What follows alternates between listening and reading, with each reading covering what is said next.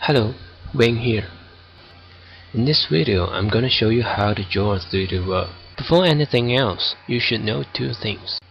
First, know your word. No matter it's in English, Arabic number, or Chinese, maybe Korean, you should always be familiar with the word you want to write. Second, know the shadow. The key to draw a 3D world is to draw out the shadow of the world. So you have to know where are the shadows. Now, let's get started with a simple letter A. Pretend that there's a light from the upper left corner. Try your best to guess and draw the shadow. But if you still find it hard to do it, draw a bold version as a comparison. And for beginners, I strongly recommend you use pencil instead of pen, because you will have a lot of careless mistakes. Now you have a clue. We should try something harder. Letter A, but this time in small letter. The reason why it is harder is because of the circle. And again, use a comparison. It will become easier to do it.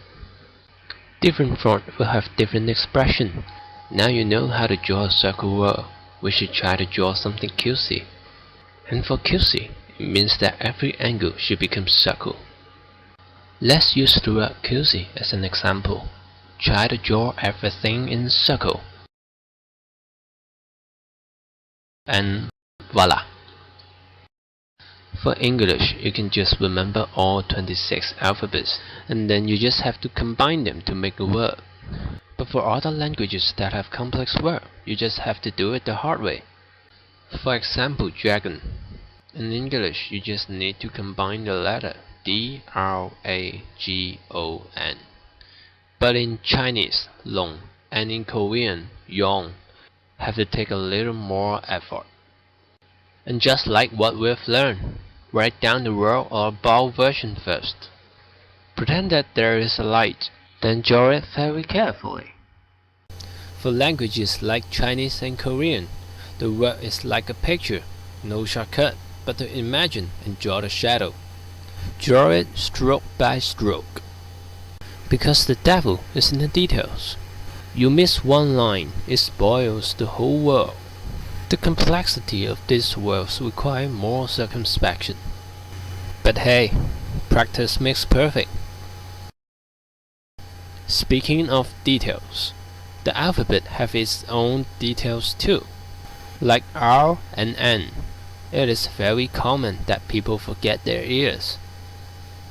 So, if after all this, you still think it is hard for you to do that, or you just want to take a look of that 26 alphabets, well, here we go.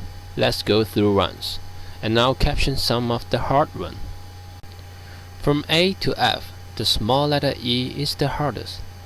For letter like C, beware of the size when you use it in a word. From G to L, you can use circle or square for the point of the letter I and J. Both will do. And try not to draw the capital I as a small L. It will confuse people. From M to R, don't forget the head of the small letter M, N, and R.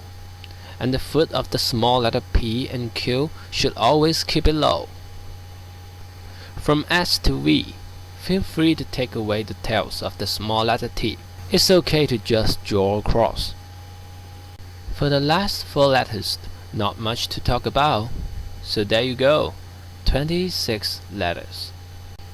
But for languages like Chinese and Korean, the word is like a picture, no shortcut, but to imagine and draw the shadow. Draw it stroke by stroke. For Chinese, word normally included dot, horizontal stroke, vertical stroke, left falling stroke, and right falling stroke. I hope this will help you with drawing Chinese. But you should be careful when you combine the stroke. For example, wood in Chinese, mo. You cannot just simply put four strokes together. You have to decide which part should be disappear, or do it with the slow way. Draw a bold version and erase the unnecessary line. So, with the previous content, I think you already know how to draw the Arabic number. Then I'll just give you a quick view of my version.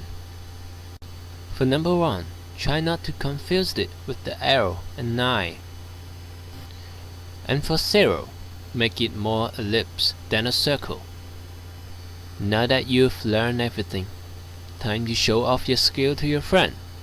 Oh, but of course, with a little practice first. Thanks for watching my video.